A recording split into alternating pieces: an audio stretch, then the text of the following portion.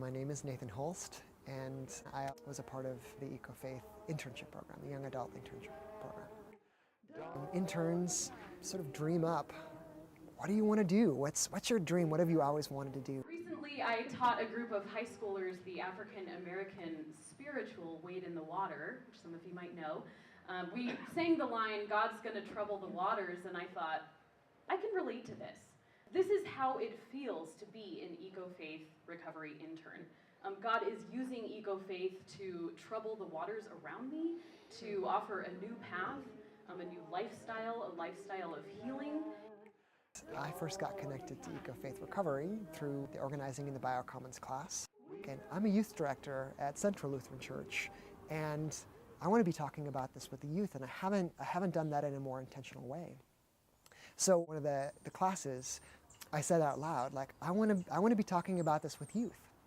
So that planted the seed where Robin, at another meeting, stepped up and invited me and said, you want to do this internship? We've got this internship program. What would it look like to create a curriculum for youth based on this class? So that's what I did.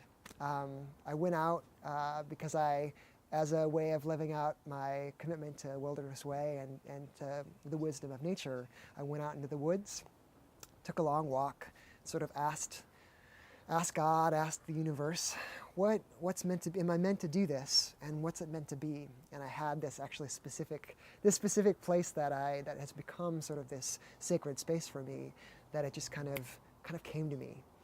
It's going to be a week-long experience. It's going to be a camp-like thing. We're going to base it off the class, this organizing the BioCommons class. Day one was just sort of the introduction. What does it look like globally? What's going on with the environmental crisis? So we watched some YouTube videos. We did some reflection on, well, how much time do we have before we really start seeing some global change? And then that afternoon, we took a hike in the gorge. We went to Eagle Creek. And it's important, I think, for anyone, but especially for youth, to sort of balance the reflection with the fun and the experience. Day two was about water. We started with talking about what's our relationship to water. Do we know anything about how it gets to our tap? Do we connect to the rivers that are around us in any way? And then later on, we went and kayaked on the Willamette, which was really fun. It really gets you up close to the river.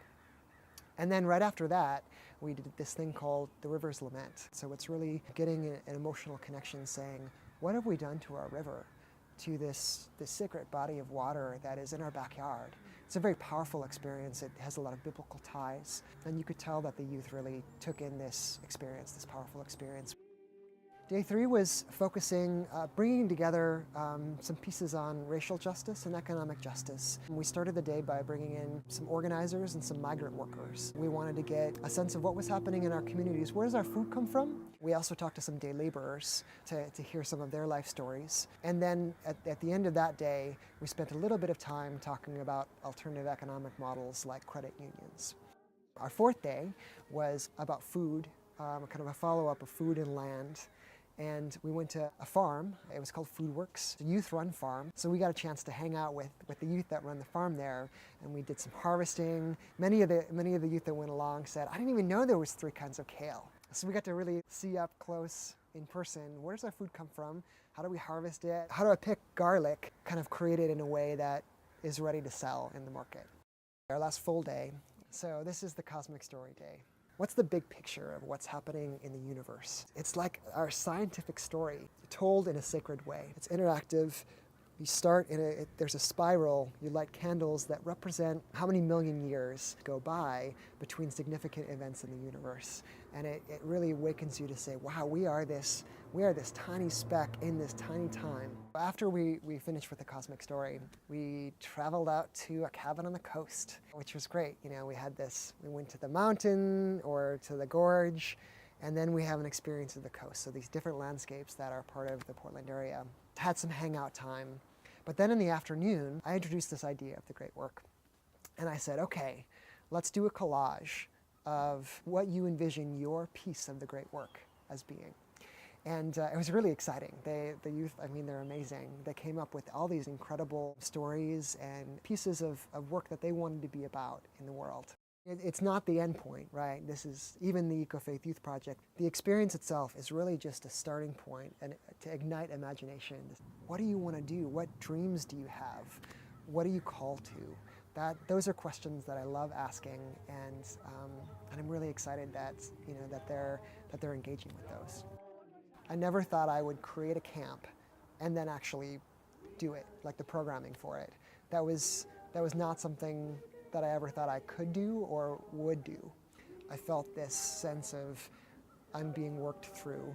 Yes, I'm putting in effort, but there's something bigger going on here. And the pieces that I was most energized and excited about was seeing the youth come alive. And some of the youth that are still here, hearing them say, wow, this was really significant in my life, and it's helped me understand who I am and how I want to relate to the world. So the way I'd encourage interns is dream really big, and don't let doubting yourself get in the way. Just dive in, pour your heart into something, because what you put into it is what you get out.